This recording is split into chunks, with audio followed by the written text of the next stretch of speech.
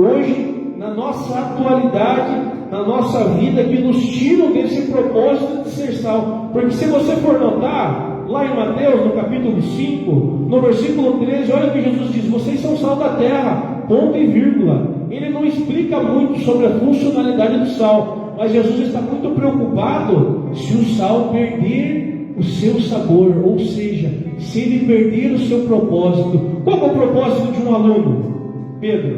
O propósito de um aluno é aprender. Se ele for para a escola para não aprender nada.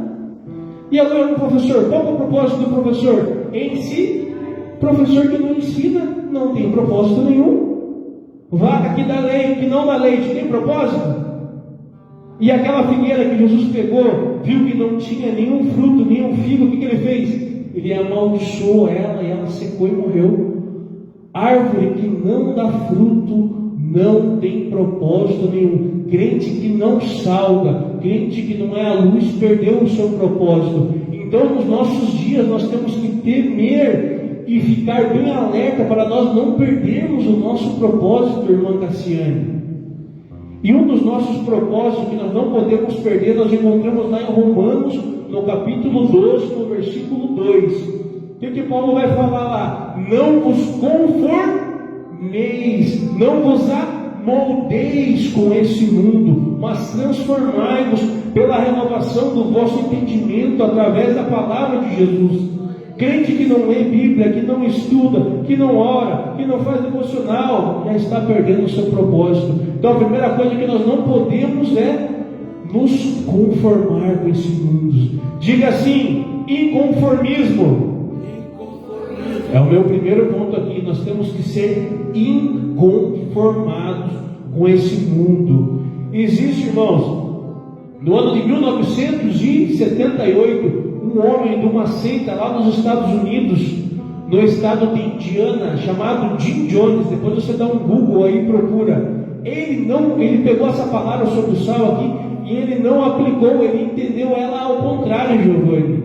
Ele criou uma igreja, uma seita, e ele pegou, em vez de ser sal e se espalhar no mundo e estar na sociedade, em atividade, em relacionamento, ele pegou e comprou, pastor, um terreno, uma fazenda na Guiana, e levou todos os membros, pastora, da igreja dele para aquele estado, para aquele país. Ou seja, ele se isolou do mundo. Ele foi o sal no saleiro, sem propósito nenhum. E nessa loucura desse dia, o nome da sua igreja era Templo Novo. Sabe o que eles fizeram? Depois de alguns meses lá, separados da sociedade, separados do mundo, num culto de Santa Ceia, pastor, ele colocou e envenenou todos os copinhos do suco. E naquele dia, em 1978, aconteceu uma fatalidade.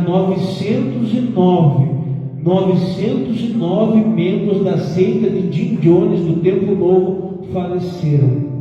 Por quê? Porque não foram sal, se separaram do mundo e não tinham a palavra de Deus como regra de fé e prática.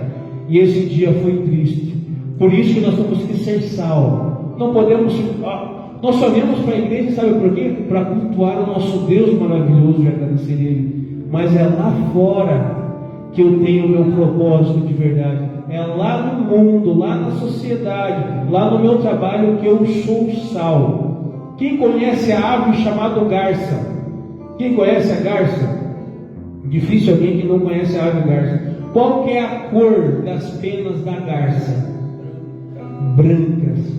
O propósito da garça, sabe qual que é? O habitat natural da garça é ficar na lama.